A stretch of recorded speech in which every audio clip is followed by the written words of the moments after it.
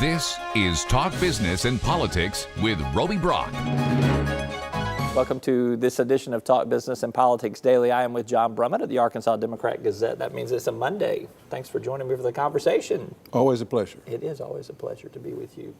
We're going to go international, work our way down to national, and then work our way down to the state level in this conversation. Are you ready for all that? I am ready. Let's begin with France. Yes. The French elected a moderate versus a nationalist in their election on Sunday, and this isn't the first time that the Europeans have opted for a more mainstream candidate versus a nationalist. Why are the Europeans going in that direction? I think in the specific case of France, they sort of had the Trump-American dynamic going on with Le Pen and the nationalist, anti-immigration, populist right-wing view. But the French had a better, more electable, more attractive option than the Americans did.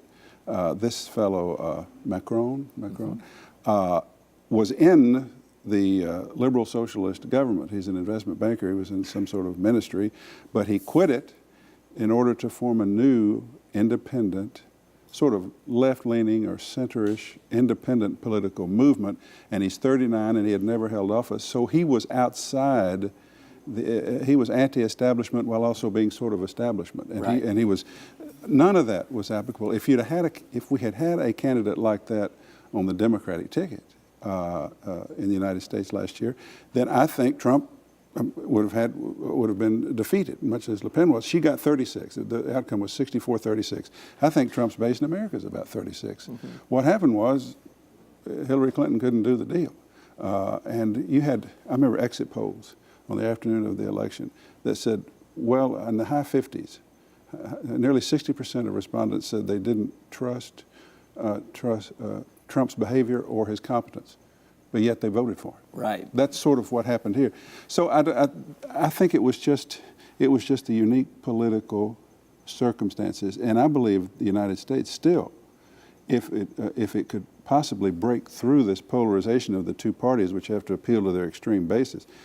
I think a center-left to center-right sort of Obama to McCain type of philosophy could prevail if it was fresh and outsider and had some new ideas and not burdened by this nonsense that we're now seeing from our two parties. Republican strategist Matthew Dowd, who makes a lot of the rounds on Sunday mornings, has advocated for this country over party kind of movement here, and has been promoting some of that. Where you get, I think, moderate Democrats, moderate Republicans forming more of a meat of the center there. I got an email this morning from something calling itself the American Centrist Project, and it was saying, aha, see what France did? We could do that here. But we're just so embedded in the two parties. They control all the money, and we're so embedded in the practice of the two parties, and the two parties have become so dependent on pacifying their extremes that you're obliged not to work with the other side. You're invested in not working with the other side. But I really believe that the most natural philosophical alliance in the country goes from the center-left, where I put Clinton and Obama, to the center-right, where I put McCain, Romney, and Kasich. I think that's where it would be. I agree with you. But those groups can't get over this impenetrable wall we've put up between the two parties. It's going to take like an exceptional candidate who can almost self-fund. It's going to take Ross Perot with less mercurial behavior, less in and out. He was into the race and out. He got 19%. Remember? Yeah. I mean that's a good start, and the environment is now friendlier to that. It's going to take someone like this guy was. People aren't anti-establishment necessarily. They want establishment-type competence, but they want independence from predetermined thinking based on the establishment. That's what this guy offered. The French voters thought he did, and he may have. And it would work in America too, but we're away from that a few years. Well, so to the point that you have been making here, let's talk about the GOP House members passing. Right. Strictly, 217 to 213. It can't get much more razor thin than that. Right. So it was an appeal to some of their moderate Republicans as well as the conservative Republicans there. Why do you think they had to push that bill through with as little analysis and really as little consideration as it had? I believe the party Trump won. I think Trump is motivated by personal ego. He wanted a legislative victory. I think it's that simple. I think Ryan and the Republican leadership said, we cannot appear as dysfunctional as we appear. We have got an obligation. We've got all these people who got elected to repeal and replace Obamacare. We got to pass something that appears to repeal and replace Obamacare. So you had a confluence of interest. You had the president's ego and the Republican need to pass something that repeals and replaces. And the way they did it, they said to the Freedom Caucus, the right-wingers, what do you got to have? And they said, we've got to get these pre-existing conditions out of here and fund them separately and turn that back to federalism, turn it to the states. And then they said to the moderates, well, we lost some of you, what do you have to have? And they said, well, $8 billion in the fund. None of that is serious policy making, a fund for pre-existing conditions. None of that's serious policy making. None of that was done with toward the real, tangible objective of making this law. This was just to get something out of the house. The politics of the possible. Right. Really what That's it all was. that was. Let's get something passed because Mr. Trump wants to have a bill signing celebration in the Rose Garden, though he doesn't have a bill to sign. Right. I was about to say, he's got to get through the Senate first. And the Senate apparently now is going to start fresh from scratch. And could take as long as a year. Could, and let's hope so. And your man Tom Cotton's going to be in on it, and we're going to find out, I guess, if Tom Cotton What makes him my man? Well, you have him on interviewing him all the time, and you all are. Well, he returns my phone calls. Well, Is that what you're saying? I can't even get his press secretary to acknowledge my existence. And you know what? I can't really blame him. But have you read some of my stuff? I have, yeah. So, but I believe he is on this committee of 13 to do this negotiation at the behest of Asa Hutchinson to try to save some form of Medicaid expansion for the states. But he won't say that. He won't come out and say I'm going to stand up for Medicaid expansion. But I think it'd be interesting to see if that's part of what he is there for. I think the other reason too that the House GOP moved that bill along, not only for the reasons that you said, but also they can't deal with tax reform and infrastructure packages that they want to deal with without having something of health care that they can anchor as their foundation, even though it's going to change. I think that they can't even talk about that. The House can now move forward to they can talk about these other things that they want to now. Well, sure. I think that's also true. Let's take a Between the two of us, we got it. Yeah. Let's take a commercial break and come back and talk a little bit more about health care, but down at the state level, as you were alluding to. All right, I'm with John Brummett. I'm Roby Brock. This is Talk Business and Politics. We're back after this. Arkansas Electric Cooperative Corporation provides electric energy across 2/3 of Arkansas. This is an exciting time in our energy history, with incredible progress being made in renewable energy and storage technologies. As our energy portfolio continues to diversify, we'll maintain an all-the-above strategy to provide reliable and affordable electricity. Ever since the first light bulbs were placed in our members' homes, the electric cooperatives have been the solutions provider for our members, and we want to continue that well into the future. Each day, the promise of our nation begins again. Arkansas and America, moving forward. I help make that promise a reality. It's not for everyone, but people everywhere depend on us. Oh, I love you too. Trucking delivers, or everything stops. And that's what drives me.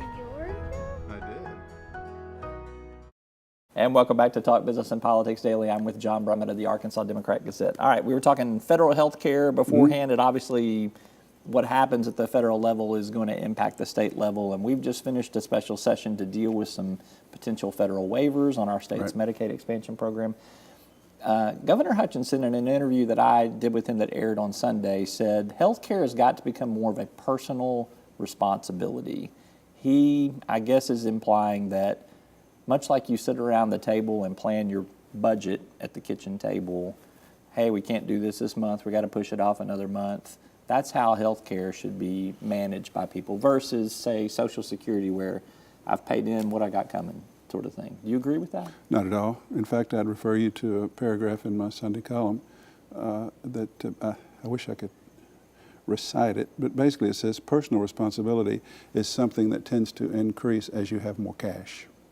It's easier to exercise personal responsibility when you have means to exercise personal responsibility.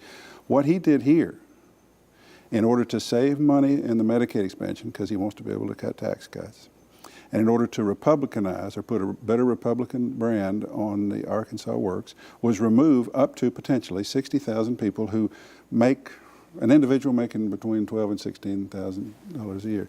And he did it under the rules of the existing system, even as the Republicans in Washington are trying to change it. He's saying we're going to keep Medicaid expansion for these up to 100% of poverty, these up from 100 to 138. We're going to put them over in these exchanges where they'll get the subsidies that'll cover nearly all their expenses.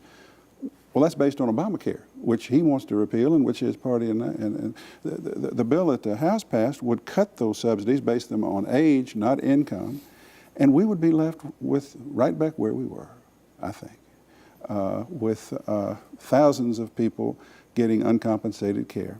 So personal responsibility is fine if you have the personal means to exercise that responsibility. And I don't think you can say that these people a guy making $15,000 a year needs to sit down and with all the personal responsibility he'll have left over after he's bought his groceries and his gas and his rent and his car and bought his new tires and the new refrigerator when it goes out, he's then supposed to take personal responsibility for his health care. Well, he should, to the extent that he has the finances to do it. So I respectfully, as always, disagree on that particular point with Governor Hutchinson. Senator Jeremy Hutchinson, the governor's nephew, Right. told me on a political animals panel last week that he thinks that this change to Medicaid expansion, this 60,000 in this group in the 100 to 138% of the federal poverty level, he said, I'm not so sure it's good policy, but it's necessary policy, implying that financially it was unsustainable in the long run. There is some argument that if you can't afford it, what good is it to have it? Don't you agree? No. No. No, what do you mean you can't afford it? It's a matter of The state priorities. can't afford Do you know it. how much money the general revenue the state has, the general revenue budget? $5+ billion and rising, even as they cut taxes. Jeremy, why don't y'all quit cutting income taxes for a little bit and take care of some poor people's health insurance? If it's not good policy, why not choose by your priorities to engage in good policies? Don't get me started on that. That basically says, and I love Jeremy. He's what passes for a liberal anymore on the Republican in the Arkansas. You can't say that about him. He might run for higher office or I some know other it. office. Well, it's comical that he would, but basically he's saying it's just doggone it. It's not right. But we're going to have to throw these people off health insurance because making less than $16,000 a year, so we can cut taxes over here. Charlie Collins has got some tax cuts he wants to give to these people. I find that not a necessity, but an offensive priority. Well, for some, though, it is a matter of your fiscal priorities and how you would want to establish some things. I mean, I can see their perspective on this. Well, I'm not okay. necessarily saying I agree Well, with it, and obviously you don't. But Well, I thought that's what you were asking. But there are some different ways to align fiscal priorities, healthcare versus putting more money in people's pockets via tax cuts. Right. You agree with that? It's a choice. It's a You false. just don't like the choice. Well, I think it's a mean-spirited choice, and I think it lacks compassion and reason. So I don't consider it a viable choice. I mean, I'm just offended by the notion that to admit this may not be the right thing, but it's the politically necessary thing. I'm not going to. No, I do not consent to your premise, which I understand you must offer, that is a legitimate choice. I think it's an illegitimate choice and a wrong, indeed immoral choice. If I had a spatula, I'd just be flipping you over like a pancake here. This is fun. So, All right. Last question Okay. here. Let's talk about Judge Wendell Griffin. Oh, yeah. In the special session, immediately they go back to the House caucuses. They pass rules to govern how they would bring about an impeachment proceeding, and then they left after they passed the rules there. I've asked legislators if they intend to bring up impeachment anytime soon, and I think that there is a consensus to wait until the Judicial Discipline Committee finishes its work. What do you think the odds are that we will see an impeachment as a result of Better this? than 50-50? Yeah? Because I think that a reasonable, Judicial Discipline Commission will look at this and say, yes, Judge Griffin, once again, you have behaved in a way we wouldn't have you behave. But you do have constitutional rights to express yourself, and we're not going to kick you off of the bench. We're going to sanction you in some lesser way. And that's not going to please your Bart Hester and your Trent Garner and your Jason Rapert and their counterparts in the House. And as I understand this impeachment procedure, they drew up 35 or 34 House. That's all it takes. Doesn't take much. It's a little over a third. Barely over a third. Barely a third. Yep. They've got to prepare a bill of particulars of allegations. Then it goes to a committee, which then decides whether to take those allegations and make them articles of impeachment, and it goes to the House. So I think there's a very good chance that Griffin could be impeached and go over the Senate and be removed from office, and then run next time and get elected. This is a bigger issue than just Wendell, though. State government issues, lawsuits that arise against state government action, tend to go to, by law, by process, Pulaski County courts. Rural conservative legislators are aghast that they're getting their actions overruled. Chris Piazza on same-sex marriage, Exactly. Tim Fox on a couple of other things, and then Wendell and others, by what they see as liberal judges in this infested liberal place that they don't like. And so they want to begin, they want to change the process to allow country judges. Let's see how much gay marriage would get out of a circuit judge in Fordyce, for example. Probably not as much as you get from Little Rock. It all goes to an appeal to the state Supreme Court. But it's about... Which is made up of judges from all over the state. Right. It's about this classic American and now stark Arkansas divide, which is the liberal nests such as Little Rock and the hinterlands.